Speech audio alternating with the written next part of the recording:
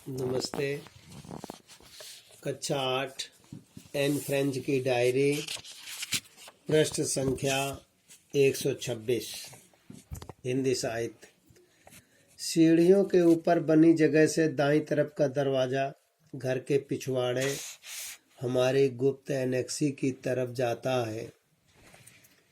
कोई कल्पना भी नहीं कर सकता था कि इस सपाट मटमैले दरवाजे के पीछे इतने कमरे भी हो सकते हैं।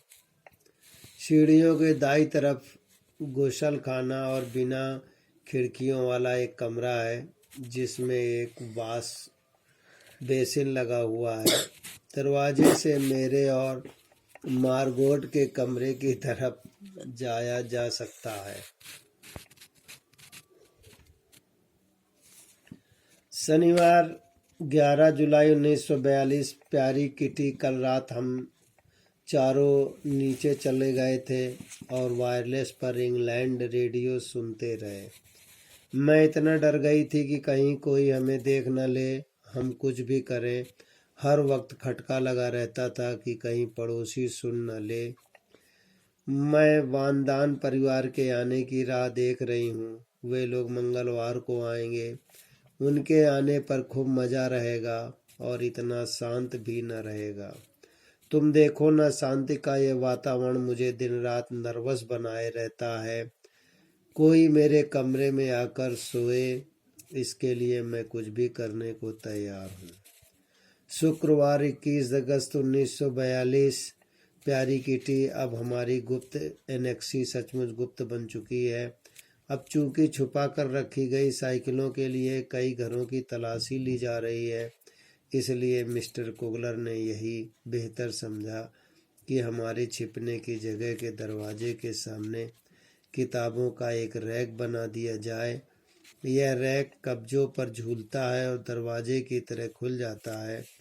अब हमें जब भी नीचे जाना होता, पहले सिर झुकाना होता, फिर कूदना पड़ता। 3 दिन में ही इस बौने दरवाजे की चौखट से सिर टकरा टकरा कर हम सबके माथे पर घूमड़ निकल आए। बाहर बहुत ही अच्छा दिन है, साफ और गर्म। मौसम कितना भी अच्छा हो, हम अधिक से अधिक यही कर सकते हैं कि पूरे दिन अटारी पर फोल्डिंग चारपाई पर पसरे रहे। सोमवार 21 सितंबर 1942। प्यारी किटी, आज मैं तुम्हें एनेक्सी की आम खबरों के बारे में बताऊंगी। मेरे दीवान के ऊपर एक लैंप लगा दिया गया ताकि भविष्य में जब भी बंदूकी गरजने की आवाज़ सुनूं, मैं इससे लटकी डोरी खींचकर लाइट जला सकूं। मैं फ़िलहाल इसे इस्तेमाल नहीं कर सकती क्योंकि हम आजकल दिन और रात के वक्त खिड़की को थोड़ी देर के लिए खुला रखते हैं। मंगलवार 29 सितंबर 1942। प्यारी किटी, जब आप अज्ञातवास में होते हैं तो आपके साथ अजीब अजीब घटनाएं घटती हैं।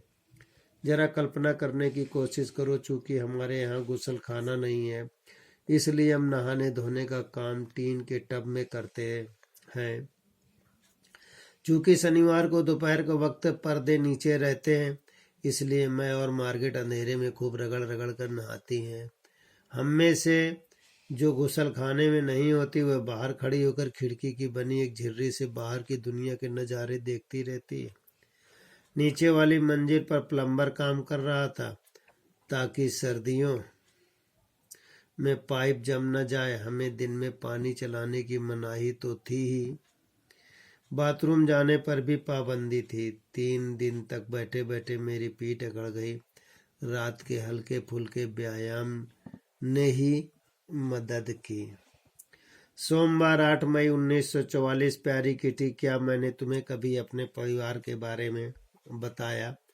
शायद नहीं बताया, तो आज बताती हूँ। मेरे पापा फ्रैंकफर्ट में पैदा हुए थे। उनके माता पिता बहुत धनी लोग थे। पापा के पिता माइकल फ्रैंक एक बैंक था और वे लखपति बन गए थे। वे शुरू से ही अमीर नहीं थे, उन्होंने अपने बलबूते पर धन कमाया। सेल्फ मेड आदमी थे। अपनी जवानी में पापा ने एक अमीर आदमी के बच्चे का जीवन भोगा। दादाजी के मरने के बाद ज़्यादातर दौलत इधर उधर हो गई। इसके बाद विश्व युद्ध हो गया। मुद्रास्फीति की वजह से बची खुची दौलत भी खत्म हो गई। लड़ाई शुरू होने तक। प्रश्न संख्या 126 में प्रश्न इस प्रकार है। शनिवार 11 जुलाई 1942 को इंग्लैंड के गीत किसके द्वारा सुने जा रहे थे? प्रश्न नंबर 2, 3 दिन बाद कौन आने वाला था? प्रश्न नंबर 3, शुक्रवार 21/1942 को क्या किया जा रहा था? सोमवार 21 सितंबर 1942 को लैंप कहाँ लगा दिया गया? और बच्चे लिखेंगे, प्रश्नोत्तर याद करेंगे।